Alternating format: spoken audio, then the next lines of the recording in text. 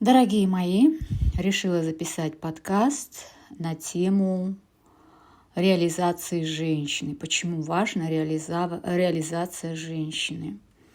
Иногда думают, что для женщины не важна реализация, что женщина в первую очередь это мать, это жена, да, ее главная функция это воспитание детей и гармоничные отношения, создание очага домашнего. Но на самом деле мы это разбираем на курсе «Родология». Для женщины очень важна реализация, очень важна. Потому что когда реализована женщина, когда она живет в радости, наполненная энергией и творчеством, она тем самым наполняет и своего мужчину, и атмосферу своего дома. Она полна энергии и наполняет этой энергией всех вокруг себя, своих любимых. У нее реализована ее творческая, сексуальная, жизненная энергия. Часто бывает так, что женщины, вообще мы живем в патриархальном мире, и считается, что женщина, она не должна проявляться. Вот недавно смотрела фильм, очень мне понравился, о самой первой женщине, дирижере, которая жила в Америке.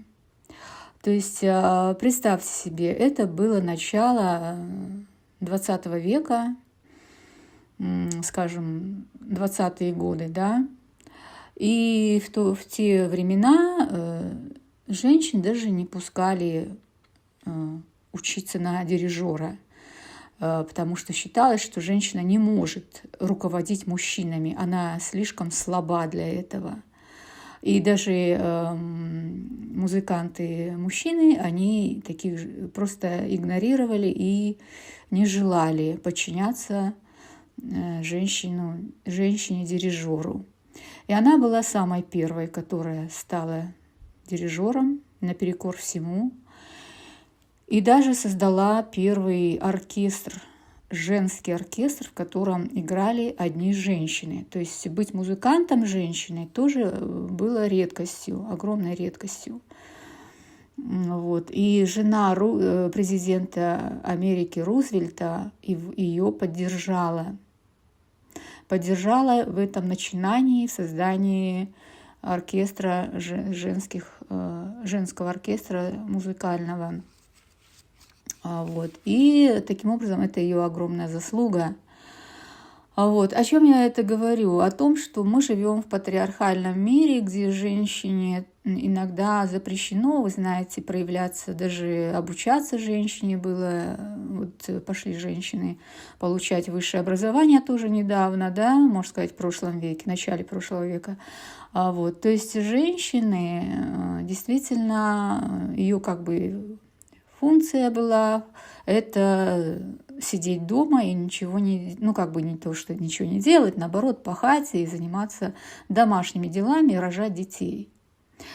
Мы живем в такое время, когда, наконец, у нас появилась возможность реализации. Да? И кстати, в роду могут быть очень много нереализованных наших бабушек и прабабушек, которые не реализовали свои таланты и, к сожалению, записали какие-то такие программы, что реализоваться это опасно и так далее, что это потеря очага, потеря детей и так далее. В общем, много негативных программ, которые нам пора расчистить, пора их убирать, пора реализовываться, создавать программы для нашей реализации и реализовываться самим, и передавать это нашим детям, дочкам, в первую очередь, по женской линии. Все родовые программы в основном создаются по женской линии и передаются по женской линии тоже. Так вот, я хотела тут затронуть именно тему реализации женщины, и часто говорят, что женщины не могут продавать, женщины не могут создавать свой бизнес, они не могут заниматься бизнесом, да? Женщине трудно продавать, потому что, как вы знаете, у женщин очень много самокритики, самоедства, самообесценивания и много других вот таких негативных программ. Женщина, которая не может сказать «нет», у которой нарушены женские границы, которую в детстве часто самообесценивали, навязывали программы долженствования и так далее. Так вот, причины, почему женщина не может реализоваться как предприниматель, заняться любимым делом, да? Я об этом также говорила на вебинаре «Бизнес по-женски», или как заняться любимым делом и заработать большие деньги. Вот для того, чтобы преодолеть вот эти страхи, надо в первую очередь понять. Вот давайте разберем несколько способов или, как сказать, пунктов. Во-первых, самое первое, надо запомнить всем вам, многие из вас, я знаю, это девочки, люди, мужчины, но в основном это женщины, которые занимаются целительством. Ну, конечно, много мужчин, не хочу говорить, что только женщины. Встречала очень таких талантливых парней, которые тоже занимаются родологией, и расстановками, и психологией квантовой, и другими вещами, целители. Вот. Поэтому самое главное – это принимать отказы. То есть когда вам говорят, не покупают, например, у вас что-то, не покупают ваши услуги, то вы должны понять, что этот отказ принятия ваших услуг, это не значит, что что-то не так с вами. С вами все прекрасно, с вами все хорошо. А тот человек, который отказывается принять услуги, это его проблема, то, что он не идет в рост.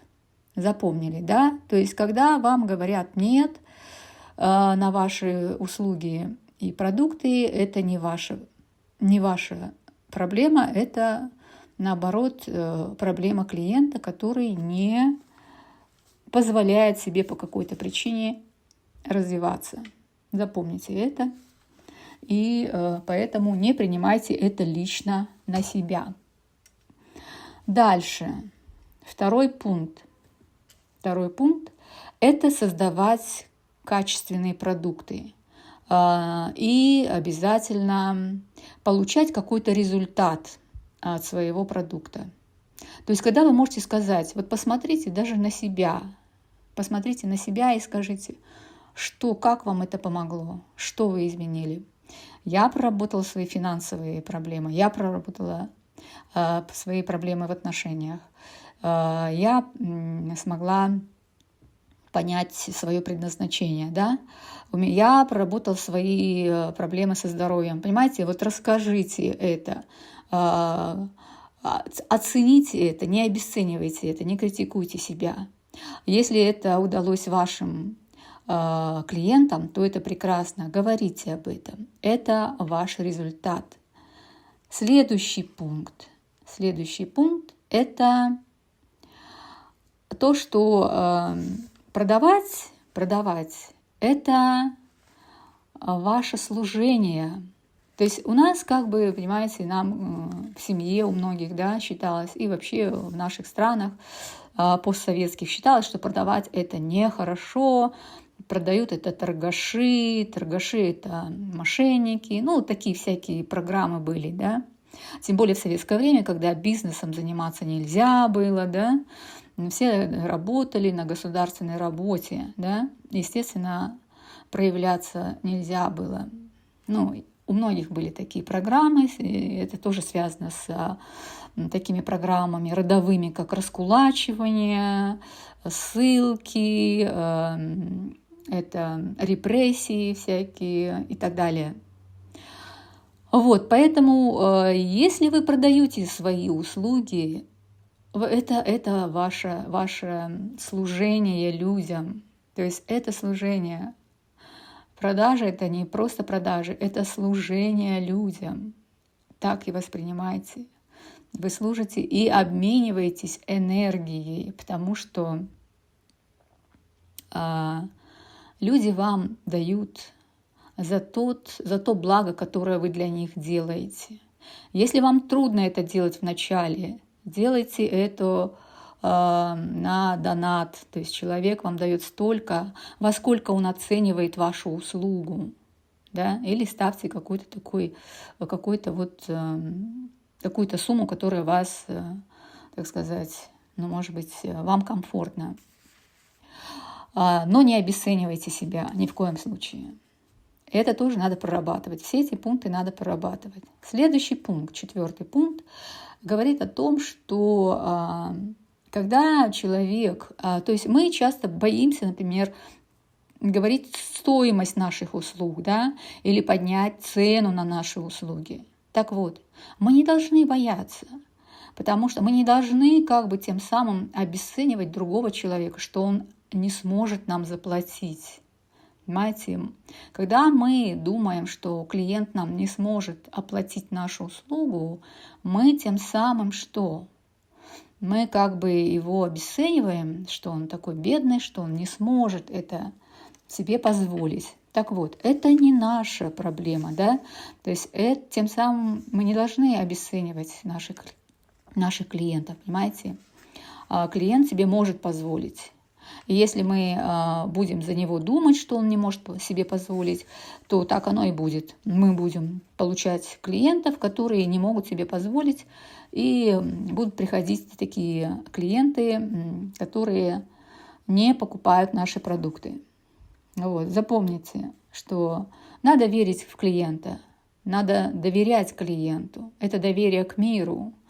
И смело указывайте свои услуги, стоимость своих услуг и доверяйте, что клиент способен их оплатить. Вот это тоже очень важно проработать. Именно не обесценивать клиентов, потому что тогда мы смотрим на него как что-то там у нас опять какая-то или нарушение иерархии, или какие-то родовые программы. То есть надо смотреть в эту сторону, что там. И следующий пункт. Хотела вам сказать, что это когда вам отказывают, воспринимайте это спокойно. То есть, опять-таки, отказ – это нормально, понимаете? То есть это естественно. Мы в жизни часто получаем отказы. Мы сами часто должны говорить «нет». Понимаете? Мы должны сохранять свои границы и говорить «нет». И когда нам говорит кто-то «нет», опять-таки, как я до этого первый раз сказала в первом пункте, это проблема человека, который не идет в рост. Да? Вот. Так вот, когда мы получаем отказ, тем самым мы себя не обесцениваем, мы должны смотреть на это спокойно. Понимаете? Отказ – это не что-то, что нас обесценивает. Это, наоборот, должно нас закалять, и мы должны тем самым еще больше находить в себе опору и поддержку в себе, любовь к себе, никакой критики, да, самоедства, раз вот мне отказывают, да, это нормально, это жизнь, да, и все люди разные, люди находятся на разном этапе своего развития, своего пути, да, то есть мы ни в коем случае никого не критикуем и не обесцениваем, да, каждый идет по своему пути, и каждый найдет своего учителя в нужный момент, в нужное время, когда он будет готов, да, учитель появится тогда, когда человек будет готов его принять. Вот. И всегда мы смотрим на себя, потому что внешний мир – это отражение нашего внутреннего мира. Мы находим в себе опору, мы находим в себе наши личные границы, нашу ценность, самое главное. смотреть на себя как на что-то ценный продукт. Я об этом говорила и в моем предыдущем подкасте, о том, что предприниматель должен давать себе время и отдыхать, и получать удовольствие, потому что часто предприниматели, они работают 24/7 и не отдыхают. Вот. В первую очередь видеть в себе ценность, потому что от того, какое у вас состояние, зависит, какой у вас будет продукт, придут ли к вам клиенты, потому что люди приходят на вашу энергию, наполнять себя энергией, отдыхать, получать удовольствие от жизни. Вот. Поэтому помните об этом и получайте удовольствие от вашей жизни.